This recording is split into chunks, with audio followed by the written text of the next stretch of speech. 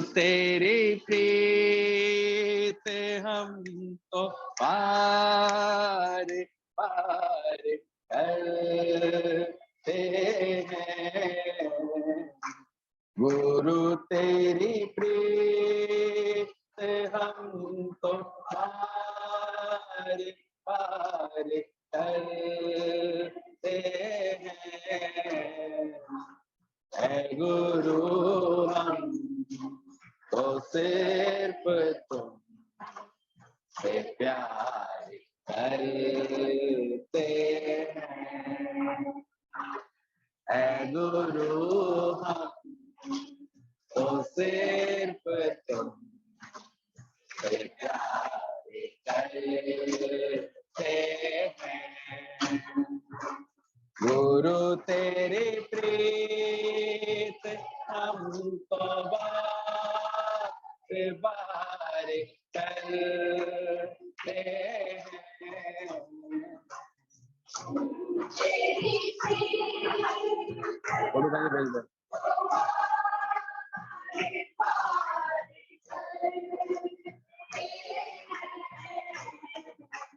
है गुरु हम तो सिर्फ तुम से प्यार करते हैं। है गुरु हम तो सिर्फ तुम से प्यार करते हैं। खोए रहते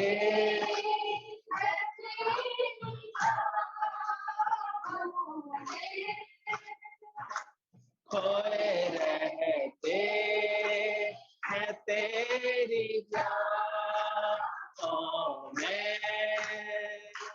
तेरे दिल में तेरी यादों में, तेरी धुन में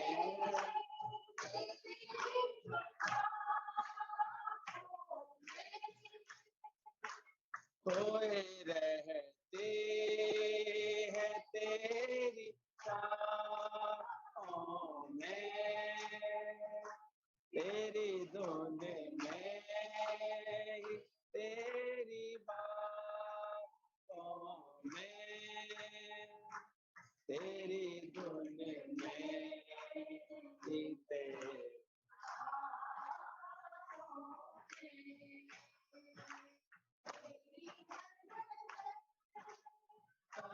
सर आज हम समझते हैं। तेरी हर नजर का असर आज हम समझते हैं। लेकिन फिर भी मंदिर जाते ही देवी मैया कृपा कर दी, जय माता दी कहते हैं रोज चले, है कि नहीं? पर जब यहाँ पूर्णता हो जाएगी तो वास्तव में बाहर से ये सब कर प्रेम रहेगा वसुदेवता से, बल्कि उसके आदर्श को अपनाने का भाव आए। राम को देखोगे तो राम जैसा आदर्श मेरा हुआ, कृष्ण जैसा आदर्श हुआ, हनुमान जैसी भक्ति आई, प्रेम आया, ये भाव आएंगे। अब कुछ मांगने के लिए उनके आगे हाथ नहीं जोड़ेगा, क्या मांगूं कछु थिर नाहीं, क्या चाहे। तो ये जो बोला जाता है सदगुरु सच्चा बोलता है तो मांगन मरण समान। तो जब देवताओं से ही मांगने का कोई भाव नहीं रह गया तो आपस में क्या मांगेगा, किसी से क्या मांगेगा वो, किसी से क्या चाहेगा। तो फिर आगे बोला जब जैसे ही उसके सामने देवता आते हैं तो पूजा अर्चना करता है अज्ञानी जो है, और पापों की को प्रक्षालन के लिए मेरे पाप खत्म हो जाए, मेरे पुण्य जागृत हो जाए, तो तीर्थों का भ्रमण करता है। ये तीर्थ घुमाओ, ये तीर्थ, ज्ञानवान भी जाता है भ्रमण के लिए, बने इतनी अच्छी अच्छी जगह जाके मिलता है, देखता है, लेकिन उसके अंदर ये नहीं होता कि मैंने कोई पाप किया तो यहाँ आके मेरे पाप जो है मेरे मिट जाएंगे। वो आनंद के लिए जाता है। जैसे गीतावान दादाजी जब भी गंगा किनारे गए तो गंगा स्नान करके कोई पुण्य कमाने का भाव नहीं था उसके अंदर, ये सब भाव नहीं था, बल्कि उल्टा मुख से यही निकला कि स्वयं गंगा आकर के हमारे चरणों में पवित्र होती है। जब स्पृहा मिट जाती है तो भाव सारे पलट जाते हैं। जब ज्ञान प्राप्त हो जाता है, भीतर है सखा तेरा सखा, तुमको अपने ही अंदर में उसकी प्राप्ति हो जाती है, तो फिर देखो वो सब चीजें शांत हो जाती, छुप जाती। ये एक समझ है ज्ञान की। इस पर हम मिटते ही धन यश कीर्ति इन सबके लिए बंद हो जाता है। अब जब अगर पंडित को देख करके उसे ये आएगा, विज्ञानी को देख करके ये भाव आएगा, तो फिर किसी को स्त्री भाव से देखेगा तो कौन से भाव आएंगे? वासना आएगी कि नहीं? इसलिए वासना आएगी। चाहे कितना ही बाहर से ज्ञान ध्यान स्नान कर ले, कितना भी कर ले, ऊपर से कितना दिखा दे, गेरुआ वस्त्र पहन ले, कितने वो पहन ले, आएगी आएगी उसके अंदर। तो ये बात समझना। फिर कहीं भी कुछ देखेगा तो वो भाव आएंगे ही आएंगे। किसी को घर परिवार में संतुष्ट देखेगा ना, तो हाय काश मेरा भी ऐसा हो, ऐसा, ये भाव आएंगे। क्योंकि अभी ज्ञान नहीं पक्का है। ज्ञान पक्का होगा तो जैसी स्थिति होगी उसमें बड़ा संतुष्ट होगा, वो हर जगह अपना आनंद बना के रखेगा। अब उसका आनंद किसी चीजों पर, पदार्थ पर, परिस्थितियों पर आधारित नहीं होगा। जो उसकी प्रारब्ध होगी उसमें यथा प्राप्त में बड़ा संतोष होगा, अगर उसे ज्ञान होगा। तो धीर पुरुष के लिए बोला गया ये बात। और अज्ञानी में स्पृहा है, उसे सारे समय ये सब चीजें चलती रहेंगी, ये उससे सतह होंगे कर्म उसके। स्त्री के सामने आते ही उसके अंदर में काम वासना उत्पन्न होने लगेगी। किसी राजा के सामने आते ही, कोई बड़ा आदमी सामने आ जाए तो चटकार था, उसके आगे जी हजूरी शुरू हो जाएगी। अरे भाई इनसे निभाएंगे तो अच्छा है ना चीज। अब अचानक कोई पता लगा, अच्छा अच्छा अच्छा अच्छा ये वो वाली आंटी है, वैसे सत्संग अच्छा नहीं लग रहा लेकिन उनके पैर छू लेगा, नहीं छूलेगा? छुएगा ना। क्योंकि इस तरह है अंदर में, कहा जाए बात। पैर छूना बुरा नहीं था, छूना चाहिए, अच्छा संस्कार है। कोई भी बड़ा दिखे, बुजुर्ग दिखे तो आप उसे आशीर्वाद ले लीजिए, छोटी सी बात है, सरल बात है। लेकिन भावना हमारे अगर ज्ञान से, प्रेम से, तो वो ज्यादा अच्छा है। वैसे पसंद नहीं है, पर वैसे पसंद है। तो जरूर देखना अपने अंदर स्पृहा किस किस रूपों में होती है, कैसे कैसे बसी होती है हमारे। राजा आ जाए, देखो चटकारता। अभी आ जाए कोई, एक ब्रह्मज्ञानी कोई देखा गया, हमने देखा एक दिन अचानक बहुत बड़े इलेक्शन के डेज चल रहे थे, एक बड़े नेताजी जो इस एरिया से खड़े हुए थे, वो वोट मांगने आए। बेचारे बड़ी देर तक उलझन में रहे कि यहाँ तो कोई प्रतिक्रिया ही नहीं, सत्संग चल रहा था, सत्संग चलता रहा। वो अपने आप थोड़ी देर बैठ करके बाद में गुरुजी को प्रणाम किया उन्होंने।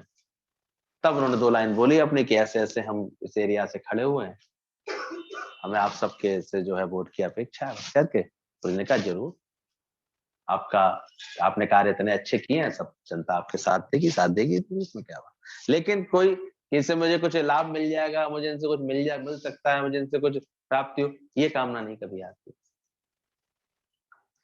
बाद में उन्होंने खुद एक अपने उस एरिया का जो अवार्ड था अपने शहर का, वो गुरुजी को दिलवाया था बाद में, कि इतने सालों से यहाँ इतने निष्काम भाव से कार्य चल रहा है, तो करती छोड़ती नहीं। कल देखा ना तुमने, किसी ने अपने स्वरों की साधना की थी, अपना जीवन इतने इतने उससे दिया था, समर्पित किया था, तो कल कितनी महिमा थी उनकी।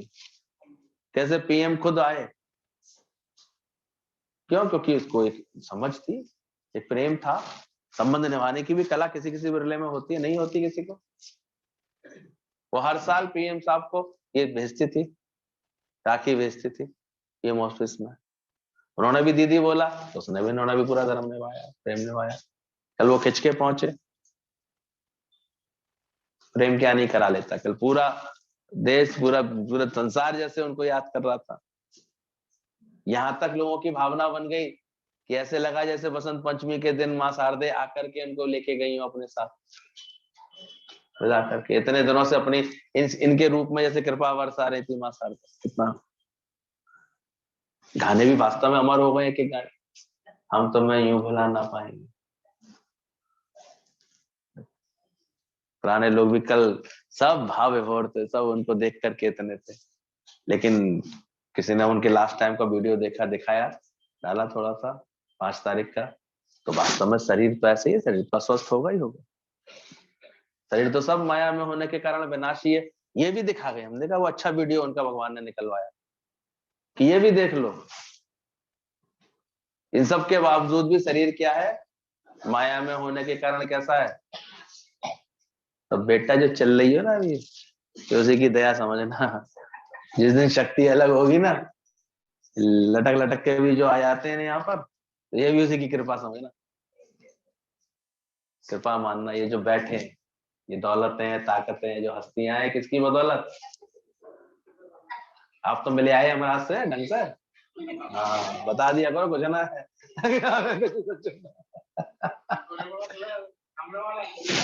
संजय भैया के अगल बगल वाले सब चले गए, इन्हें तो हमसे प्यार था, लौटा है। बोले अभी काम रह गया ना, भैया से मिलना है मुझे। यमराज ने कहा अभी चलो काम कर लो, अभी ये काम पूरा कर लो। अधूरा रह गया ना सत्संग का काम, इसलिए भगवान ने भेजा है। अब इसी में ही दिल दिमाग लगाए रखना है ना, भटकाना नहीं कभी। जो शरीर तो सब हम देखते हैं, ये विनाशी है, जाने वाला है, छूटने वाला है, सरहित होने वाला है। तो अंदर से देखना कि जब स्पृहा होगी तो ये सब चेष्टाएं सहज होंगी।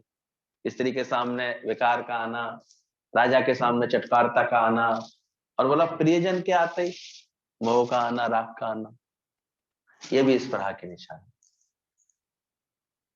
आसानी से जाते नहीं है राग, आसानी से जाते नहीं।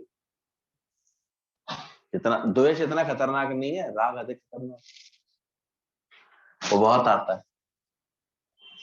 लेकिन प्रेम करता हुआ ज्ञानवान भी दिखेगा हमेशा, प्रेम के लिए तो तू रहता ही है। लेकिन प्रेम करके सबको कहाँ जोड़ेगा वो, ज्ञान से जोड़ेगा, सत्संग से जोड़ेगा। उसकी लगन ऐसी होगी, सत्संग से जुटे।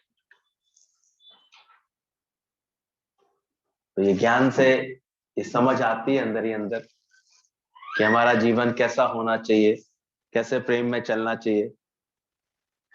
तो वासना रहित मन ही सच्चा निर्विकारी होता है। तो भाग्य में बड़े संतुष्ट और खुश रह पाते हैं। Aim of life is peace of mind, not money, as fish find life in water not in honey. तो एक समझ है, धन तो प्रारब्ध से मिलना ही मिलना है। आप सोचो, तुमने कुछ किया, उस दक्ष ने कुछ किया है, तुम्हारी फैमिली में जुड़ते ही एक बहुत बड़ा वारिस बन गया, वो बहुत बड़ी प्रॉपर्टी का वारिस बन गया, अपने आप ही बन गया ना। तो धन तो प्रारब्ध से मिलता ही मिलता है, और उसमें जो भी घड़ावट होनी होती है जीवन में, हमारे ऊंच नीच होनी होती है, वो भी प्रारब्ध अनुसार होती होती है, उसको भी कोई नहीं बदल पाता।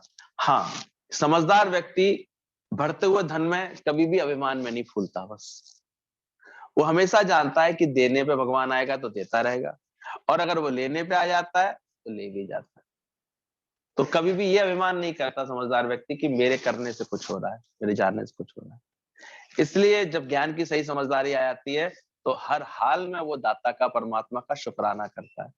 शुक्र प्रभु, शुक्र, तेरे बहुत शुक्राने हैं। तो हमेशा जीवन में एक सही सामंजस्य आता है। परसों भी हमने बात बताई थी कि एक व्यक्ति आया जब गुरु के पास, आकर के उसने पूछा, गुरु जी जीवन का क्या अर्थ होता है। अब जीवन के बारे में गुरु जी क्या समझाएंगे, समझाना चाहते हैं। तो गुरु ने कहा ऐसा करो, तुम नदी किनारे टहल करके आओ, और नदी किनारे देखना तुमने क्या देखा वहां पर, मुझे बताना आकर के। वो गया और उसने जाकर के नदी किनारे देखा, 2-4 घंटे बिताए। उसने देखा एक कारपेंटर बड़े लगन से मेहनत करके, घिस घिस करके एक तानपूरा बना रहा है। लकड़ी का स्ट्रक्चर उसने तैयार किया, सुंदर सा रंगाई पुताई की, उसको बहुत अच्छे से किया। और उसके बाद उसने उसको देख दिया, एक लोहार को दे दिया, लोहे का काम करने वाले को। उसने उसमें स्टड्स किए, लगाया, तार खींच के लगाया, कीबोर्ड्स लगाए, सारे लगाए। धीरे धीरे वो तानपूरा पूरा बन गया। और उसके बाद उसने दे दिया वो एक संगीतकार को। वहां पर एक म्यूजिशियन मास्टर बैठा था, उसने बैठ करके उसमें सेटिंग करी और सुंदर संगीत निकालना शुरू कर दिया। अब ये सब देख करके वो लौट के आया गुरु के पास, मास्टर के पास अपने। तो बोलता है बेटा तुमने बताओ तुमने क्या देखा। बोले मैंने ऐसे ऐसे देखा, तीनों लोगों को देखा, ऐसे ऐसे कार्य में लगे हुए थे, आपने जिस स्थान पे भेजा था वहां पर। बोले लेकिन मुझे जीवन का मर्म अभी समझ में क्लियर नहीं हुआ है। बोले बेटा मैं तुम्हें यही दिखाना चाहता था कि ठीक से देखो, तो जीवन का मर्म इसी में छुपा हुआ है। श्रम अर्थात लेबर, एक्टिवनेस, कार्य करना, कार्य की कुशलता से करना। ये वो लकड़हारा जो था, जो कारपेंटर था, उसने अच्छे से कितनी मेहनत करके देखो बनाया। और फिर एक सामंजस्य होना भी बहुत जरूरी है। तो लोहार ने उसके साथ क्या किया, चीजों को सेट किया। लकड़ी लोहा अलग अलग थे, लेकिन दोनों एक दूसरे में सेट हो गए, तो एक सुंदर तानपूरा बन गया। लेकिन तानपूरा बनने मात्र से भी काम नहीं बनता, अब चाहिए एक म्यूजिशियन जो उसको सेट करे। तो श्रम, सामंजस्य और संगीत, ये लाइफ में 3 चीजें हमारे रहनी चाहिए हमेशा। तो हम लोगों को अपने लाइफ में हमेशा एक्टिव भी रहना चाहिए, तत्पर भी रहना चाहिए। जैसे जो भी मौका मिला, तो मैं कलकत्ता से बॉम्बे शिफ्ट होने का मौका मिला, तुमने उसको अवेल किया। आगे तुम बढ़ रहे हो, आगे भगवान और मेहनत कराएगा। पूरे अच्छी नियत से, अच्छी भावना से, एक दूसरे के सहयोग से चलोगे तो जीवन हमेशा ऊंचाइयों पर पहुंचेगा। तो परिश्रम एक सोचता है, एक समय के बाद जैसे पापा नहीं अब पहुंच सकते हैं ऑफिस, पहले पापा ने कितनी मेहनत की है, तो मैं शायद एहसास होगा इस बात का। एक प्यारेलाल, मदन लाल प्यारेलाल फर्म्स को कितनी दिनों तक, 60 70 80 साल से पुरानी फर्म को उन्होंने इतनी ऊंचाइयां दी थी। लेकिन चूंकि कोरोना काल ये सब था, तो वो सब डिस्टर्बेंस था बच्चों की पढ़ाई वढ़ाई की वजह से, तुमने नया स्टेप लिया, वो भी अपने लिए बहुत अच्छा है। लेकिन श्रम हर जगह चाहिएगा। पापा के एक्सपीरियंस भी सुनते रहना, बहुत मेहनत होती थी उस समय। कितनी जगह के माल आना, माल को सेट करना, रात रात भर सेटिंग करना पड़ता है। तुमने भी पूरा साथ दिया है पापा का। तो लाइफ में श्रम होता है जिसके जीवन में, तो बरकत होती है।